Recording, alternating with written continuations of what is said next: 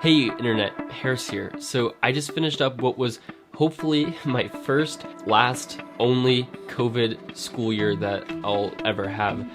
The end of my sophomore year at Boston College was cut off in March, so I had about a month and a half left.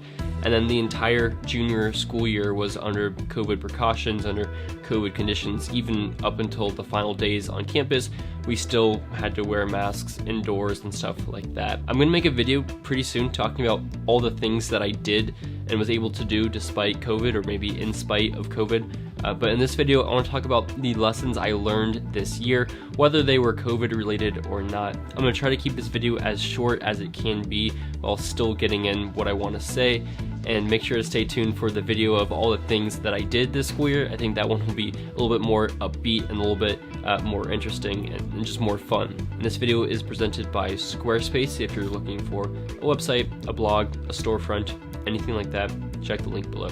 Let's get started. So the first thing that I learned this year is gonna be kind of like 3 or 4 things combined, and it actually has to do with before I even got to campus. So a little bit of story time. So I was a part of this program and I was living with a few guys right on the top of campus.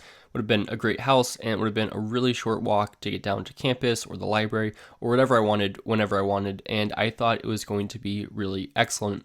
But then long story short, that program didn't end up happening this year, so I was thrown into random housing and ended up on the opposite end of campus, no longer a 1-minute walk, but like a 10 to 15 minute walk depending on which direction I went. But just that mental difference in the fact that I didn't get to do the program, I was pretty disappointed. This also had a nice geographic effect as well. So my campus is technically in Newton, Massachusetts, and my housing would be even more in Newton, Massachusetts, which is okay. It's a beautiful, wealthy suburban place, but my new housing was going to be in Boston, Massachusetts, technically in the city, and just being a mile closer to the city actually had huge effects for me this school year and getting to explore Boston. While this is a small difference, if we're looking at it literally, what it actually meant is that it opened the door and removed a little bit of resistance that would have been there in order to get me to go into the city. And all it takes is just a little bit of resistance not to do things sometimes.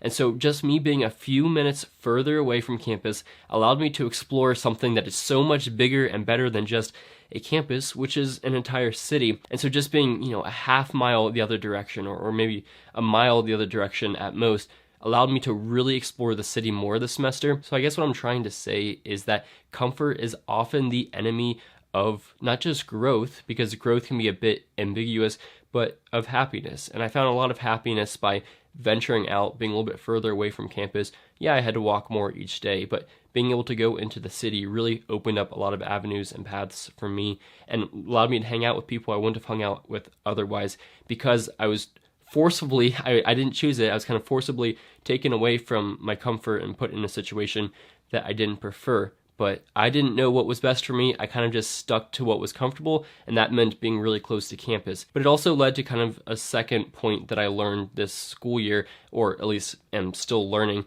and that would be that I'm not really in control of as many things as I think I am. And I think this is actually really deep to the human condition. The word Islam, for instance, means surrender, and I think that is really powerful. And in Christianity, it's a big idea of St. Paul in Galatians. He talks about it's not him living anymore, but Christ who lives in him. And this idea of surrendering, of giving up yourself in order to really find out who you are, what you're supposed to be, and to really grow and be fulfilled in life. It's a super counterintuitive idea, and that's kind of what I'm realizing. I don't have the answers to my life, and I have to surrender that and accept that and look to something greater than myself to find a lot of the answers and a lot of the security that I'm looking for. And then finally, the third point, which is kind of like a corollary of this, is a point that I talked about with my friend just the other day on the beach. And it comes from the introductory pages of The Great Gatsby. And it's the quote that to withhold or to reserve judgment is a matter of infinite hope. And for me this semester, I really had to keep my expectations at check, because a lot of times I'd go into situations or friendships expecting it or hoping it would play out exactly as I wanted it to, rather than being open to it playing out as it will turn out or be. And sometimes my expectations were the things getting in the way of really understanding and appreciating how things are. And so I think that goes into friendships too. And when I see people doing this or that, I have to also keep in mind that I don't know their backstory. I don't know what their insecurities are. And to withhold judgment, at least initially, I think can be a matter of infinite hope, which is awesome. All right, second, on a little bit of a lighter note. So around Thanksgiving time of freshman year, I started drinking coffee because I knew that the caffeine pills I was consuming were not healthy, and I knew that the Mio energy that I was consuming all the time, not super healthy. So I went for coffee because I was looking for something more natural, and I didn't love it, and it also racked my stomach if I had more than one cup, but it gave me the natural energy that I was looking for, and I could get it with my meal plan, stuff like that. Then fast forward 2 years to Thanksgiving of this year, I'm at my friend's house, and I am served tea, and I'm like, okay, this isn't actually bad. This is pretty palatable.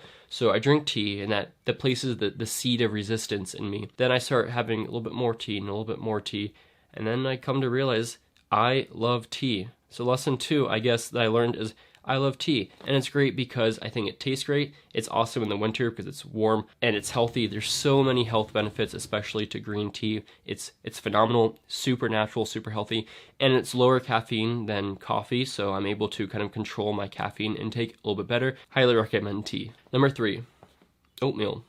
I started this semester making oatmeal in the microwave with a big bowl, and then the stovetop, and then finally I transitioned to overnight oats. It was so good. Oatmeal is simple, it's healthy, like tea. You can customize it to however you want. You can have it warm or cold, like tea. And overnight oats, I found I can just make a checklist on my phone of all the ingredients that I want in my overnight oats. I can make like a 3 or 4x batch the night before, and then I have breakfast ready to go for the next several days. Don't have to think about it. I get a good, nutritious, big breakfast because I am absolutely ravenous in the mornings during the school year. Don't know why, but overnight oats is always there for me. So I came to love and appreciate overnight oats and my recipe and just how simple it was and how reliable oatmeal was. So find the things that work for your daily routines, the things that you repeat every day.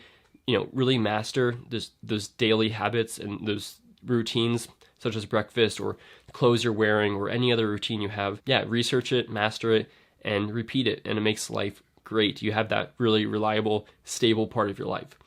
I love oatmeal. I love tea. Both those things made me really happy this school year. 4, every day needs a break from the overwhelming stimuli of a 2020 and beyond world. There's just so many distractions, and whether it's podcasts or music or plans or homework or whatever it is, even the moments of silence in my room where I wasn't doing anything, I was still very distracted. So I needed to go on walks without a phone or go to a chapel and sit or some type of meditation. These things are actually like really, really ingrained into the human psyche. There's so many different scientific studies you can look at that talk about the benefits of real silence, of meditation, of prayer, whether you're religious or not. These things are very helpful. I definitely learned, especially during COVID, when there were a lot more opportunities to be in places absolutely alone and even in darkness, like physical darkness. And those are so powerful to actually find peace and silence that you don't get when you have your phone on you, when you have your earbuds in, all of these type of circumstances. So silence every day for me was really, really important. Number 5, schedule recurring events with people. It guarantees social interaction, gives you something to look forward to, and even gives you mini deadlines throughout the week. So for me, Monday nights were philosophy nights with the boys. We'd have drinks, we'd bring snacks and desserts and just talk about philosophy and theology and life and stuff like this. It gave me something to look forward to every Monday, especially because some Mondays can be kind of hard. Gave me a little bit of a deadline to try to finish everything by 7 p.m. and just gave me solid interaction to look forward to every week. Even if I couldn't make it every week, I just knew that it was happening and kind of made us all closer because of it. It was a really great opportunity, and it was a really great way of bringing people together and having great conversations and great interaction, pretty much guaranteed every week.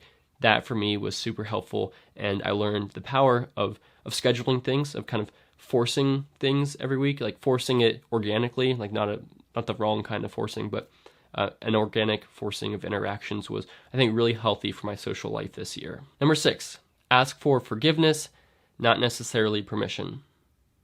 I'll explain that more in the next video. Number 7, I learned that I have to put absolutely everything in my calendar and in my reminders and the more detailed I am, the better. I love my calendar this year, and I love being able to know exactly what I had to do. And even if I planned my downtime or my off time well, I was just so much more productive, and it was just so nice to be able to look down at my watch, see what I had next on my calendar, and then do it. I use the reminder app all the time to jot down pretty much everything I had throughout the day.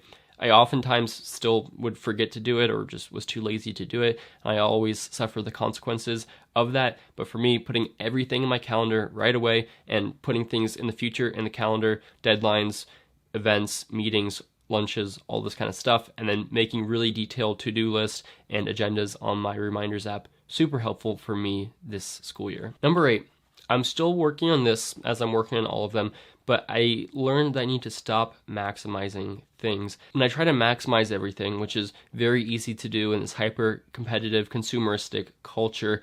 I tend to degrade my time, degrade others' time, and degrade people into objects or competitors instead of human beings. And a lot of times my work was about myself and about my own money or my own appearance rather than bettering other people or bettering myself so that I can later better other people. And these just get the priorities backwards. And this is very easy to do in college and just in the 21st century and in the United States and all these other factors and just the Western world in general. But it's very easy to turn work into self-gain and self-promotion when ultimately everything that we should be doing should be about bettering each other and caring more about souls than search engines and just all these things that I tend to get backwards, not thinking about my life and my priorities as assignments, but as a journey that I'm working on with other people, with friends and family and just peers. And I think that's a much better way of looking at the things in my life. So anyway, those are some of the things that I learned this school year. Hopefully none of that was too much of a ramble. Everything I mentioned, I'm still working on. I'm still trying to better integrate into my life. Let me know what you think about some of these things and stay on the lookout for the video talking about all the things I did this school year. I think that video is going to be a little bit more entertaining than this. But yeah, thanks so much for watching, and make sure to check out Squarespace because it has all the tools you need if you want to start a website, a blog, a storefront, an email list, and the list goes on. And you can head over to squarespace.com/HarrisCraycraft. You're going to get a free trial and then 10% off if you want. It's got everything that you're looking for if you want to start anything online. And there's never been a better time or a better place to do that than Squarespace, and right now.